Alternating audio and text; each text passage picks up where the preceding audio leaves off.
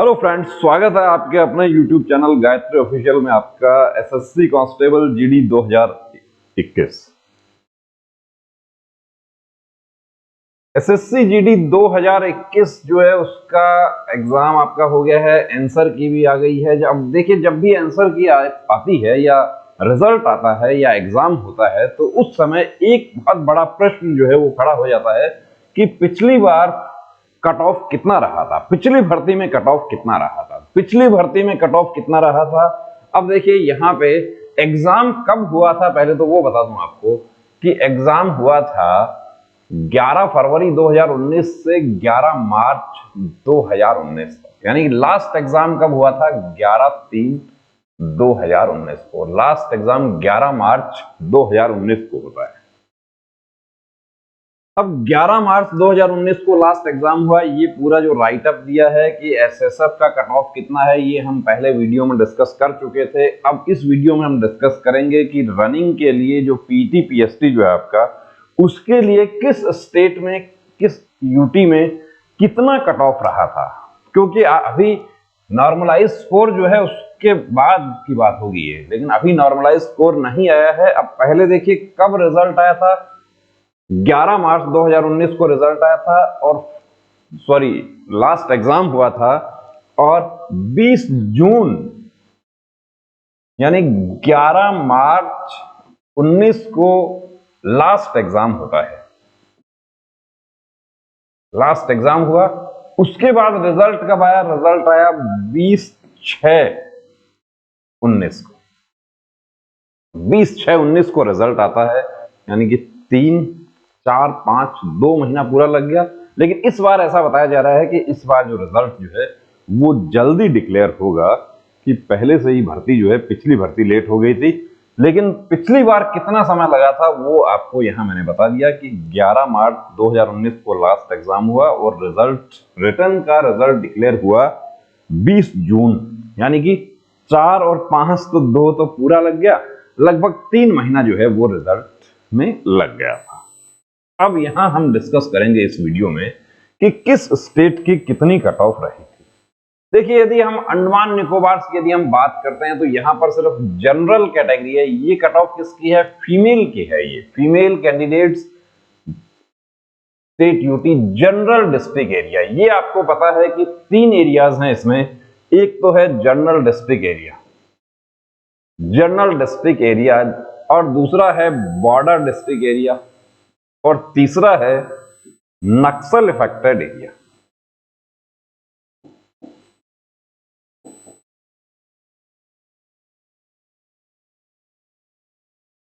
यानी नक्सल प्रभावित क्षेत्र। ये जो है यहां हम बात करेंगे जनरल डिस्ट्रिक्ट एरिया, तो ये जो है इस बात हम कर रहे हैं जनरल डिस्ट्रिक्ट एरिया में अंडमान निकोबार का 38.5257। कितने कैंडिडेट्स अवेलेबल हैं? 16 कैंडिडेट अवेलेबल हैं। कितने गुना का फिजिकल हुआ था पिछली बार? पिछली बार 10 गुना कैंडिडेट्स को फिजिकल में बुलाया था, और इस बार बुलाया जाएगा 12 गुना को, यानी कि ज्यादा बुलाया जाएगा पिछली बार की तुलना में। 25,000 वैकेंसी है। 25,000 वैकेंसी के पीछे 12 गुना को बुलाया जाएगा, यानी कि 3 लाख कैंडिडेट जो है उनका पीटी पीएसटी होगा। दूसरा आंध्र प्रदेश। अब देखिए, एक जो है वो एससी का कोड है, 400 कैंडिडेट्स अवेलेबल हैं, और 10 गुना यानी कि 40 वैकेंसी थी, उस पे 33.70232।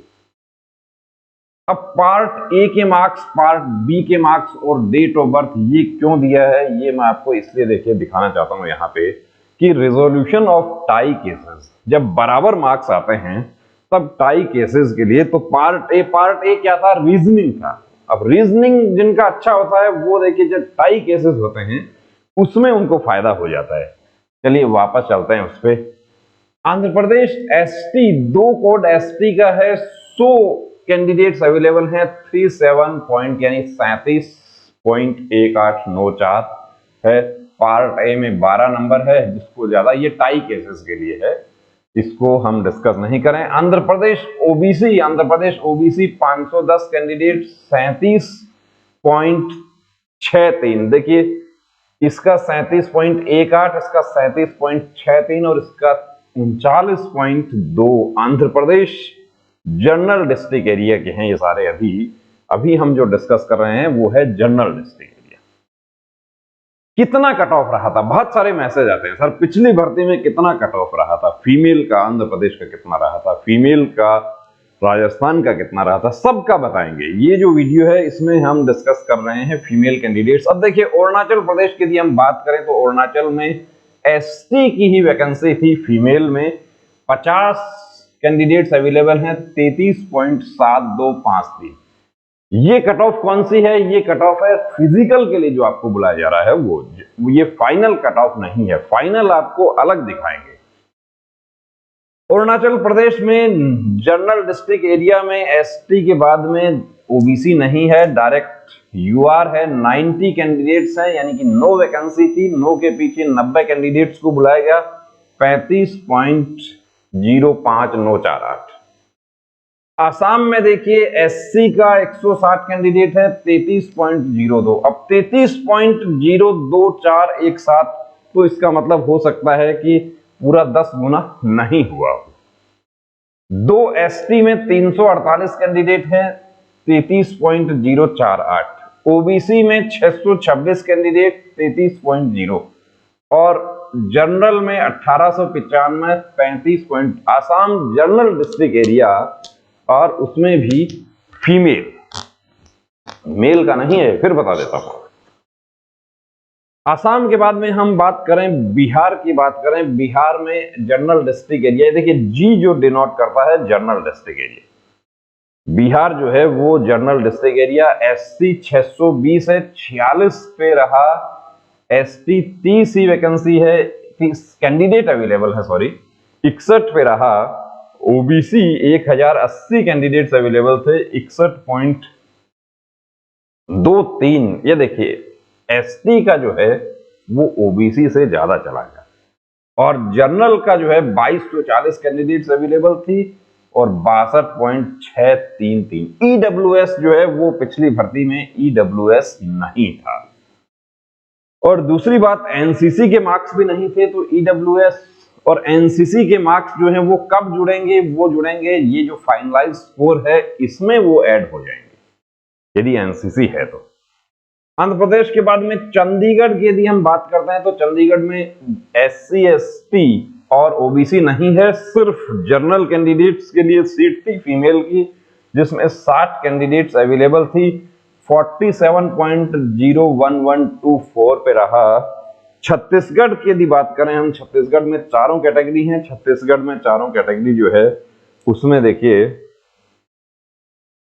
एससी 110 49.03, 260 एसटी में 47.82, छत्तीसगढ़ ओबीसी 55, और जो छत्तीसगढ़ जनरल है वो क्या है कि ओबीसी से भी कम रह गया, 51। ये क्यों रह गया इसकी वजह बता देता हूं आपको, कि जो कैंडिडेट रिजर्व सीट के लिए एलिजिबल हैं, यानी उन्होंने एज में छूट लिया है, तो वो इस वजह से वो जनरल कैटेगरी में नहीं जा सकती। तो ये 60 कैंडिडेट्स यहां पर अवेलेबल थी। और दिल्ली के यदि हम बात करें तो दिल्ली में देखिए एससी का 66.93 पे रहा, और एसटी का बात करें तो 50 पे रहा। इसको हम और बड़ा करके आपको दिखाते हैं।